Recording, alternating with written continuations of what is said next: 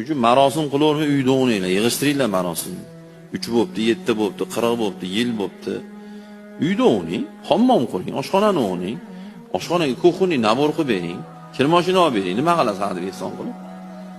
Ani ehson, xotinga qiling ehsonni. Sinimizga qilaylik, opamizga qilaylik. Men necha marta aytayman, "Ey, biz to'q. Masjidda xodimi to'q. Mahalladagi hoji akangiz to'q. To'qqa yediravermang. Yedirmang to'qqa. Men joyim qo'yib qo'ying, qarasiz siz. Men joyim qo'ying, tini eshitsin qal. Yedirmang bizni. Biz duo qilaveramiz. Samimiy duo qilamiz. Bu domla degani u ehson yursin degani emas bu. Qiynalganga bering, singilga, akaga, ukaga, sinfdosh bor, muhtoj bor, yetim bor, beva bor. Shularga beringlar. Nima qilasizlar? Bizga yedirib.